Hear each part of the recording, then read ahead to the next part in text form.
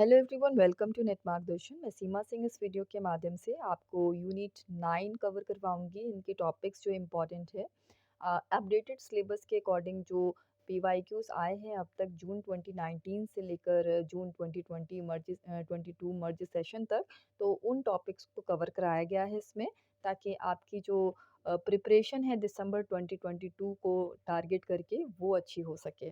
तो ये सीरीज़ आपके लिए बहुत ही लाभकारी है। ये 8th unit people development and environment, लोक विकास और पर्यावरण को जो है यहाँ पर कवर किया गया है। आइए देखते हैं आगे, सिलेबस से स्टार्ट करते हैं। सिलेबस जो है थोड़ा सा वास्ट है, आप देख सकते हैं कि इसमें काफ़ी टॉपिक्स दिए गए हैं, बट हमें जो है हाइलाइटेड पॉइंट ही देखने हैं। पीवाईक्यूज किस तरह के जो है क्वेश्चन पूछे गए हैं टॉपिक्स से, हमारे वो जो है आपको अंदाज़ा लग जाएगा कि किस तरह के क्वेश्चंस आते हैं और अभी तक आए हैं। देखिए, development and environment, millennium development and sustainable development goals, तो इनसे क्वेश्चन बहुत आया है। आपने देखा होगा कि मिलेनियम डेवलपमेंट और सस्टेनेबल डेवलपमेंट गोल्स क्या होते हैं, तो आपको उनकी जानकारी होनी चाहिए।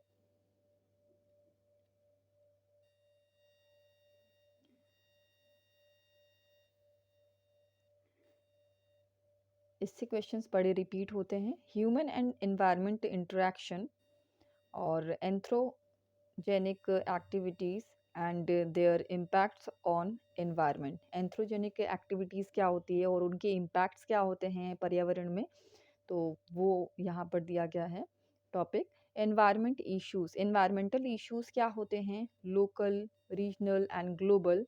और air pollution, water pollution, soil pollution, noise pollution, waste, solid, liquid, biomedical, hazardous, electronic, climate change, and its socio-economic and political dimensions.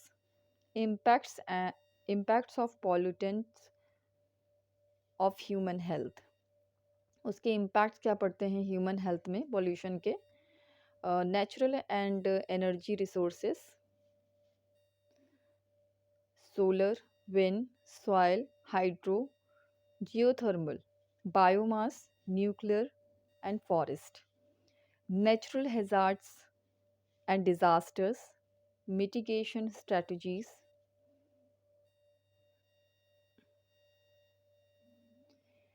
Then है इन्वायरमेंटल प्रोटेक्शन एक्ट। एक्ट भी पूछ लेते हैं, 1986 का एक्ट है ये।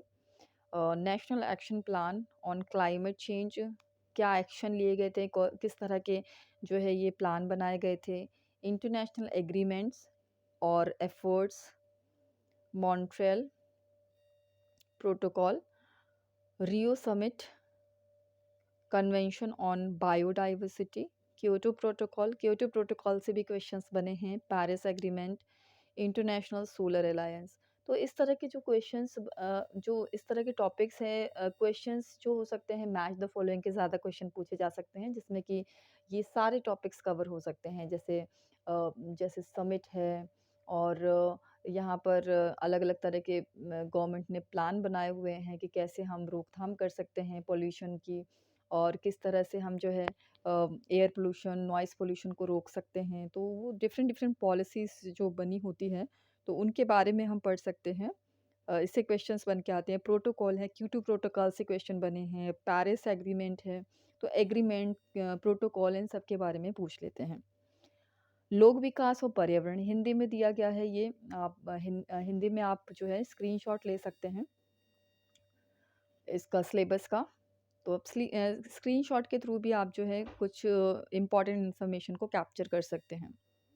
नेक्स्ट हम स्टार्ट करते हैं जून 2019 से, किस तरह के टॉपिक पूछे गए हैं। Example of potential kinetic energy. अभी काइनेटिक एनर्जी क्या होती है, संभाव्य गतिज ऊर्जा के उदाहरण जो है उसके बारे में आपको जानकारी होनी चाहिए। अभी तक आपने बेसिक चीज़ें देखी थी कि air pollution, water pollution, noise pollution, और इस तरह के पॉल्यूशन के बारे में जानकारी आपको पता थी। पॉलिसी किसके बारे में जानकारी पता थी, समिट के बारे में।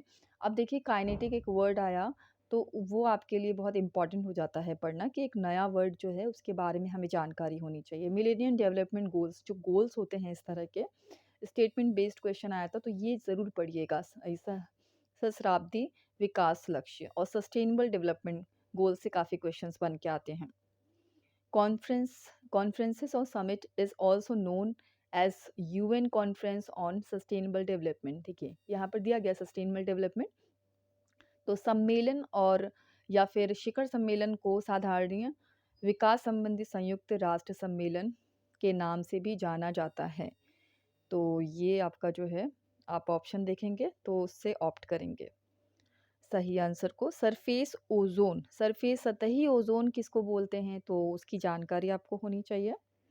कैटेगरी ऑफ जियोफिजिकल हैजार्ड, भौतिक भौगोलिक खतरों की श्रेणी में है, कौन से हैं, तो वो ऑप्शन देखेंगे। दिसंबर 2019 में जो पूछे गए थे क्वेश्चन, वो देखिए किस तरह के टॉपिक्स से क्वेश्चन आया था बनके। पहला है methane building house gas is emitted from. Methane एक ग्रीन हाउस गैस उत्सर्जित होता है, किससे उत्सर्जित होता है, तो वो ऑप्शन में आपको जो है देखना होगा कि किससे उत्सर्जित होता है। The share of sources of energy in electricity generation in India at present in the list least is the least. Least मतलब बहुत ही कम जो होता है। भारत में विद्युत उत्पादन में वर्तमान में ऊर्जा स्रोत का हिस्सा निम्नतम है, तो ये पूछा गया है और हमें करंट जानकारी पता होनी चाहिए, करंट डेटा से हमको अवगत रहना है। तो इस समय कितनी है, तो वो आपको देखना है। बायोस्फीयर रिजर्व्स, जो जैव आरक्षित क्षेत्र हैं, वो कौन से हैं, वो आपको ऑप्शन देख के चूज करना है। The green building, green building क्या है, एक पर्यावरण अनुकूल जो भवन होता है। National disaster management authority is an agency of the ministry of, जो राष्ट्रीय आपदा प्रबंधन प्राधिकरण, जो प्राधिकरण है वो मंत्रालय की एक एजेंसी है, किसकी एजेंसी है, तो वो आपको जो है चूज करना होता है। जून 2020 में जो ये आए थे ये आपके टॉपिक्स हैं, वो यहाँ पर मेंशन्ड हैं। Correct sequence in increasing order of the carbon content per unit mass of the reservoirs reservoirs of carbon in terrestrial environment। स्थलीय वातावरण में कार्बन के भंडारों के प्रति इकाई द्रव्यमान की कार्बन मात्रा के बढ़ते हुए क्रम का सही अनुक्रम। मतलब यहाँ पर ऑर्डर पूछ लिया गया है, ऑर्डर में लगाना है। किसको ऑर्डर में लगाना है कि स्थलीय वातावरण में कार्बन के जो भंडार के प्रति इकाई द्रव्यमान की कार्बन मात्रा जो होती है, उसको आपको सही अनुक्रम में लगाना है, इंक्रीजिंग ऑर्डर में लगाना है, किस तरह से, वो बढ़ते हुए क्रम में। लेक्स होते हैं, वो लेक्स के बारे में, यानी जो झीलें होती हैं, झील के बारे में जो है स्टेटमेंट में आया था, स्टेटमेंट बेस्ड क्वेश्चन था, कथन आधारित question. Under millennium development goal 5, maternal mortality ratio between 1990 and 2015 was to be reduced by, मतलब 1990 से 2015 तक जितना भी रिड्यूस हुआ है, वो आपका जो है मात्रक मृत्यु दर कितना कम हुआ है, उसके बारे में सहस्राब्दी मिलेनियम डेवलपमेंट जो गोल है, विकास लक्ष्य 5 बोला गया कि 5 के अंतर्गत ये आपको आंकड़ा बताना है। Small hydro power plants have capacity in the range, लघु जल शक्ति संयंत्र की क्षमता की सीमा है, तो वो आपको यहाँ पर जो है उससे बेस्ड क्वेश्चन देखने को मिलता है। Carbon dioxide statement based question पूछा गया था, कार्बन डाइऑक्साइड से कथन पर आधारित। दिसंबर 2020 और जून 2021 का मर्ज सेशन अगर हम देखें, तो यहाँ पर क्वेश्चन आया था कि ground water can have significant concentrations of pollutants, यानी कि कृषि क्षेत्रों में भूजल में प्रदूषक की यथेष्ट मात्रा हो सकती है, तो कितनी हो सकती है, कैसी हो सकती है, ये सब जो है आपको अलग अलग टाइप से कैसे भी क्वेश्चन पूछ सकता है, बस आपको ये पता होना चाहिए ground water can have significant concentrations of pollutant, तो ये इससे क्वेश्चन बन के आया था।